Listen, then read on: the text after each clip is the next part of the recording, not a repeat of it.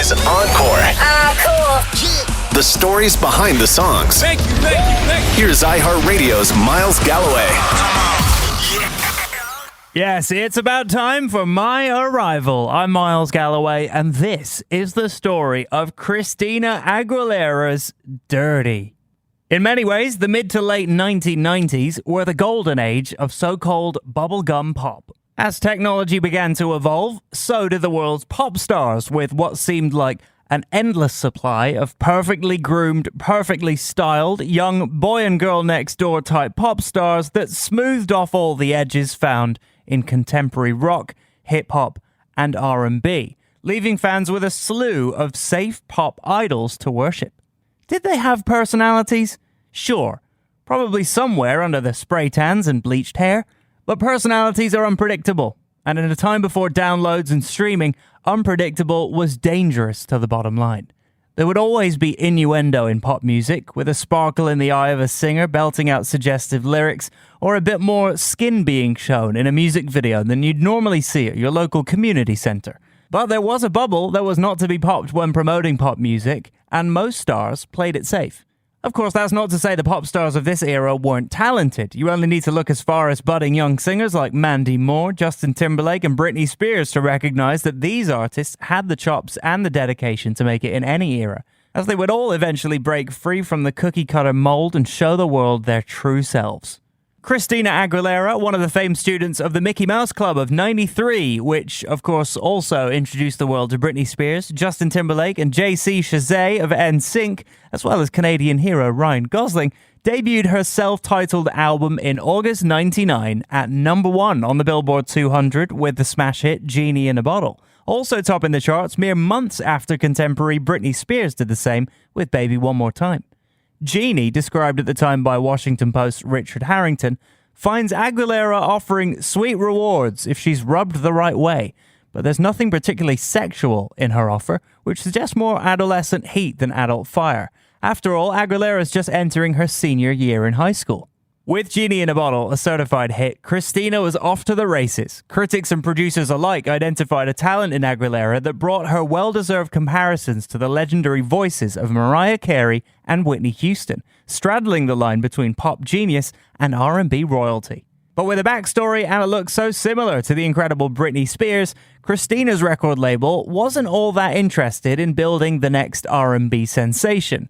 They wanted pop, baby. And so pop Christina became. Speaking with Washington Post in early 2000, executive producer Ron Fair, whose name and influence you may recognize from our Black Eyed Peas episode all the way back in season 1, explained that he very much saw Christina Aguilera as a raw talent who would benefit from the guidance of industry types to help her reach the highest levels of success, saying, "When I met her, she was a world-class singer, but hadn't really formed opinions about what style she wanted to sing or what her direction should be. Building a collection of songs that would become her first album was a time-consuming process. We wanted to find the ones that could knock the door down and put her up there." Christina was just 18 and she needed to connect with her audience, and there was never any question that Genie in a Bottle was the way to do it. In our business, it's more important to start off with a number 1 record and a debut act than it is to start off with a great song. But it's still great sugar candy.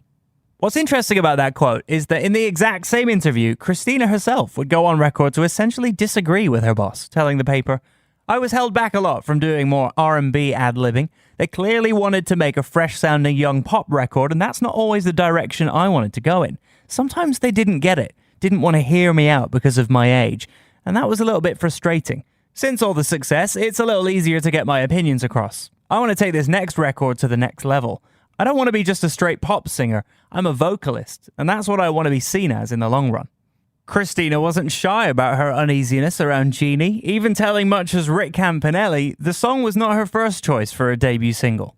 I didn't really want it to be the first single because, well, I'd grown up listening to, like, Mariah and whatnot, and I sort of wanted, like, a Vision of Love type of, more of a, maybe a ballad or something that showcased more vocally, and I thought Genie in a Bottle just fit too well into what was going on in pop today. Sure. To be fair, his formula did win out in the long run, fueled by her talent, undeniable sugar candy addictiveness, and admittedly a little bit of Christina versus Britney tabloid fodder.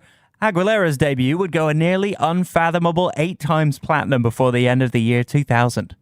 Now, clearly sitting at the head of the pop star table and with the sounds of pop music shape-shifting around her, Christina Aguilera was ready to break free from the bubblegum pop package she had originally been presented in. By the end of the year 2000, in a move that probably surprised everyone but Christina herself, and possibly anyone who took a critical reading of that Washington Post piece, Christina fired her manager, Steve Kurtz. Kurtz, as you might expect, was very satisfied with the way Aguilera's career was going. After all, she was making money for everyone around her. But in an interview with USA Today, Christina explained that it wasn't all as rosy as it appeared on the outside looking in. When you're part of a pop phenomenon, you have so many opinions shoved down your throat. People try to tell you what you should do, how you should act, what you should wear. At the same time, things started happening for me. It was popular to be the squeaky clean, cookie-cutter pop singer, but that role didn't speak to me. People want to see a white blonde girl stick to a safe, good girl image. Not that I'm trying to be the bad girl. I just want to be real, to be myself. People don't really know who I am yet. Now, under the tutelage of veteran super manager Irving Azoff, Christina Aguilera was ready to give her image a major shake-up and show people who she really was. It was time to enter the era of Xtina. First came the wildly successful pop super collab interpolation of Lady Marmalade for the Moulin Rouge soundtrack. The 2001 track saw Aguilera team up with Pink, Lil' Kim, Maya, and a cameo from Missy Elliott as they performed a rightfully campy and sexed-up version of the song in a cabaret-style music video described by Pink as a circus on acid. Missy, upon reflection some 2 decades later, would tell Vibe magazine, "We wanted to showcase each of the 4 badass chicks from the Moulin Rouge, bringing together their different skills and personas into a true celebration of diversity, talent, and female unity." The song was quirky, raunchy, and definitely different than anything the featured artist had released before, modernizing and paying homage to musical theater in a way pop music usually shied away from. Despite, or maybe thanks to all of that, the song would go on to be the top-selling song of 2001, selling over 5 million copies worldwide, and would go on a 5-week run at number 1 on the Billboard Hot 100. If Christina's mind wasn't already made up that perhaps letting her freak flag fly would in fact be good for business, and that blurring the lines between pop, hip-hop, rock, and R&B, with a little campiness thrown in for good measure, the proof was in the pudding, or, I guess, marmalade for now. Christina would tease as much during the press conference at the 2001 MTV VMAs, saying, "I'm doing something very creative right now. I'm getting, it's almost like therapy what I'm going through right now with my record, and I'm really getting personal with it. It'll be a very personal record and exploring all different kinds of music, and it'll be very interesting. You know, it's I can't really do the straight pop thing anymore. Like, my heart's not in it. I have to do something else and spread my wings a little further because." Christina Aguilera would begin production on her next studio album in late 2001, enlisting the likes of Alicia Keys, Scott Storch, and Linda Perry to help write and produce a record that felt true to who she was and who she was becoming. Starting with a clean slate both personally and professionally, Aguilera had just broken up with her first serious boyfriend, George Santos, which originally delayed proceedings by way of broken heart, but eventually helped her tap into a raw, personal side of her voice that perhaps she'd kept stored away in her cookie-cutter days. The album would be aptly titled Stripped, a name with many meanings, referencing the aforementioned raw approach to singing and songwriting, the lack of pretense and pop perfection found in her previous efforts, and of course, well, you know, let's rip the band-aid off here, nudity. Yes, the now iconic album cover was as simple as it was shocking at the time. A grayscale Christina standing seductively and empowered on a plain white backdrop, arms stretched out behind her head, completely topless, if not for her long, unkempt hair draped down in front of her breasts to appease the censors. Needless to say, the look alone was a complete 180 to the girl next door bubblegum pop Christina had been previously packaged as. She would say, you know, I was 17 at the time, so green and fresh and new to coming out with, this whole, coming into this whole world. And, you're kind of under the thumb of the label and whatnot to do in whatever what they want you to. And it's been really nice. I named the record Strip just for that very reason. I was able to I got to a point where I just couldn't do it anymore. I'm not great at faking my way through trying to live up to a perfect, oh, I'm sorry, kind of virginal America's sweetheart kind of thing. So I just have to be me, and whatever that is, if it, disagrees with people's opinions or whatever, So I just have to do my thing, and that's why I just got to a point where I couldn't do it anymore, and I just stripped every layer of all that kind of like overly popped out stuff down to just the bare me, and that's why I really called it strip. No matter how many people are going to think that's a sexual connotation or whatnot, especially coming off the Dirty, which is a misrepresentation of the record. But it's cool. I'm excited, and it is a change, but it's like, who doesn't grow between ages of such and such? And I think some of my younger fans are older now, and music has even changed since then. And a lot of songs out there, like I don't know, you take Nelly, Hot in Here, like that's a huge hit, and it's like, I don't think, you can't please everyone at the same time, and if I would be disappointing other fans who would be disappointed if I stuck with the same thing and didn't move on. If the genie was in the bottle before, it was all the way out now, and Xtina was here to use up all of the wishes. Let's get this out of the way. Dirty wasn't really a hit song upon its release. In fact, it actually became the first of Aguilera's releases to not even enter the top 20, debuting at number 67 in September 2002, and actually never climbing any higher in America than a disappointing 48. Follow-up singles Beautiful, Fighter, Can't Hold Us Down, and The Voice Within would all perform much better than Dirty on the charts. We did get Dirty to number 7 here in Canada, for what it's worth. But let's face it, Dirty was never intended to be a global smash hit simply on the merits of the audio alone. This was a rebrand relying on visuals, shock factor, and a pre-social media kind of virality that would fit right in 2024. The first voice you hear on Dirty and the first face you see in the music video is that of rapper Redman, as the song itself is a pop recreation of his song from just a year prior called Let's Get Dirty, I Can't Get Into Club. Christina worked closely with the song's original producer, Dana Rockwilder Stinson, to ensure that Dirty wasn't just sampling the Redman joint, but a full collaboration, wanting it to have serious hip-hop credibility as much as anything. In the official press release for the album, Aguilera explained how it came to be. Dirty is also like, that's just more about, I definitely had a vision of what I wanted to come out with, and I wanted to come out with a harder beat, something more explosive, and I listened to a lot of hip-hop, and I just felt that most comfortable coming out with one of those kind of beats. I went to Rockwilder for that particular beat because he had done a song with Redman called Let's Get Dirty that I would love so much that he kind of did a beat for me similar. I said I wanted something similar, and then I slept on that track for a while on this one, Dirty, because I thought it might be too similar, but then I almost played up to the similarities, got him to appear on it and call it Dirty, and played up to that whole fact. But it's just about being 21, and if you go to any club, you're going to see, any 20-year-old. That song just reflects me being 21, having fun, experiencing life, and doing, just being 21 and not getting to have lived that, having been working so much and whatnot. So that was also a little bit of the break that I just wanted to disappear for a little bit and take my time with the record. And a scantily clad Xtina starts the video off with a tunnel-visioned extreme close-up of her rear end, emblazoned with a large X on the bikini bottoms of a sexy motorcycle outfit. Redman declares, "If you ain't dirty, then you ain't here to party." And we're off to the races, or the cage fight, more accurately, as Christina is lowered down into an underground fight club and released from a cage.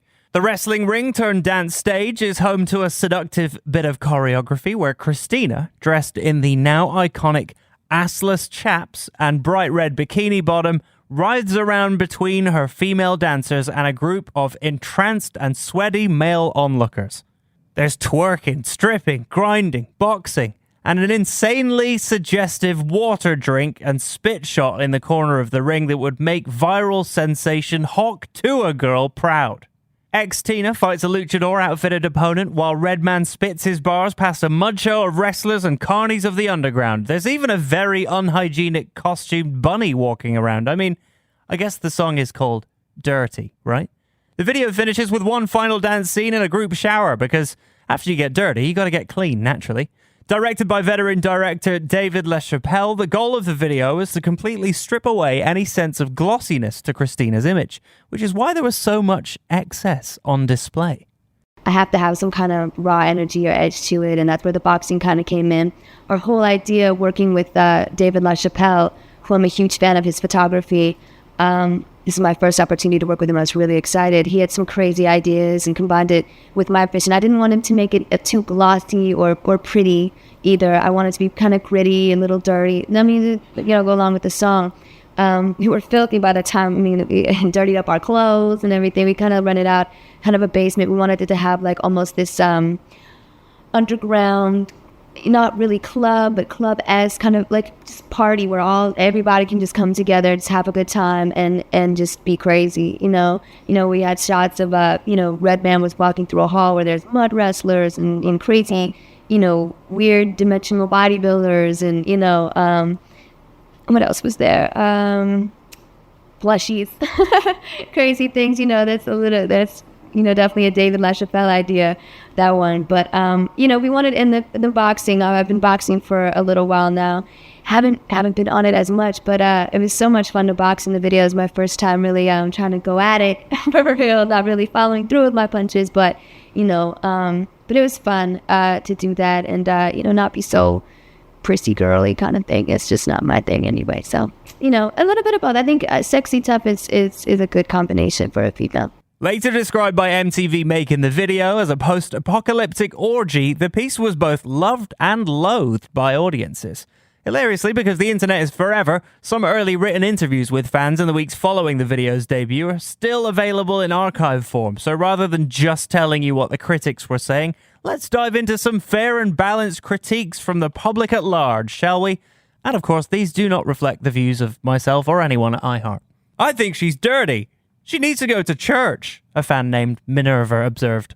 She's trying to be like Britney Spears with all the guys dancing around her and being all slutty. Seriously, she looks like a total hoe, said a guy named Alex. Not cool, Alex. She's practically wearing nothing, but I like it, exclaimed a man named Matthew. And finally, wow, that's my baby's mama right there, said Floyd. Boo, I'll eat your toes, officially. Are we sure this wasn't an Instagram thirst trap comment section circa the 2020s? In all seriousness, though, the early 2000s were a particularly misogynistic time in pop music. And although, of course, Dirty was certainly intended to shock and provoke, the intense level of slut-shaming on display for a music video is mind-boggling under a more contemporary lens. Entertainment Weekly called Aguilera the world's skeeziest reptile woman. Time magazine said she looked like she'd arrived from an intergalactic hooker convention, while writer Emma Forrest pearl-clutched saying, "To say that this is normal young woman's sexuality is just not fair. Even Madonna never did this to girls." Christina would respond in a quite level-headed way, telling Blender magazine at the time, "I like to shock. I think it's inspiring. When you're bold and open, artistically speaking, in music and in video, a whole bunch of people automatically feel threatened by you, especially in Middle America. Okay, I may have been the naked ass girl in the video, but if you look at it carefully, I'm also at the forefront. I'm not just some lame chick in a rap video. I'm in the power position, in complete command of everything and everybody around me. To be totally balls out like that is, for me, the measure of a true artist."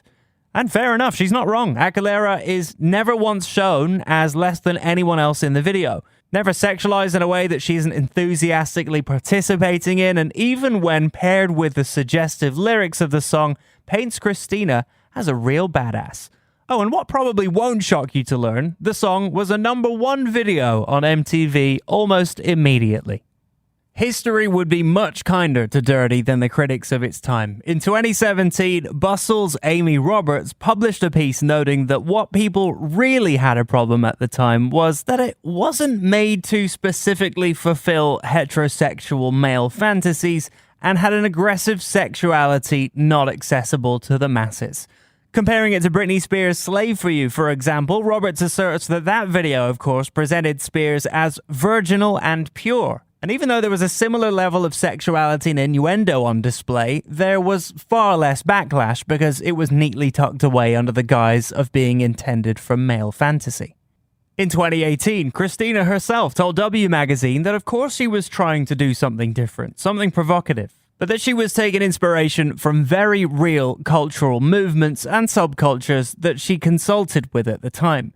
It was authentic as you could get, even if the critics didn't understand. It was living life at 21 at its best and bringing chaps to the scene and controversy flared. And sometimes that's what being creative, being an artist, being a risk taker is all about. And I look back at that video as just being one of the best times. What was funny about this video is that I didn't think it was anything to me. I was just having so much fun with my girls, and years later it was called like twerking, I guess, but like it had been around for a long time. I was spending time with a lot of dancers that were doing it before it was like a thing that was given even a name. You know, years later, Kylie Jenner, you know, wearing the chaps, and Miley Cyrus, you know, putting it in her concert, and all these little nods and, you know, them killing it in their own way.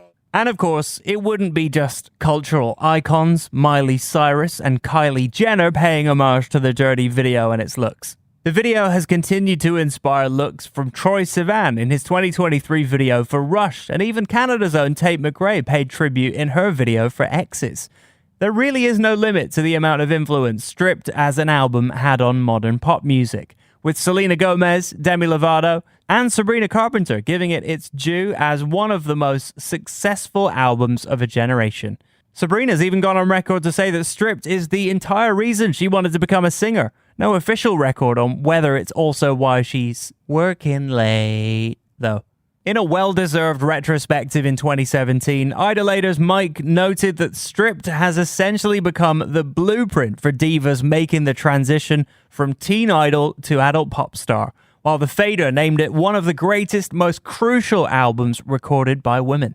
Dirrty is, of course, forever a huge part of that legacy, one of the first real risks taken in a world of pop music that actively encouraged the opposite, or to quote Xtina herself, a little naughty, a little rowdy, and a little unruly. Now, if you'll excuse me, I'm off to pick up my bunny suit from the dry cleaners. I knew I shouldn't have lent it to Redman. I'm Miles Galloway, and that was the story of Christina Aguilera's Dirrty on Encore, with new episodes every Thursday. Encore is an iHeartRadio Canada podcast. Subscribe to this podcast on iHeartRadio or wherever you get your podcasts. Download the iHeartRadio app for more great podcasts just like these.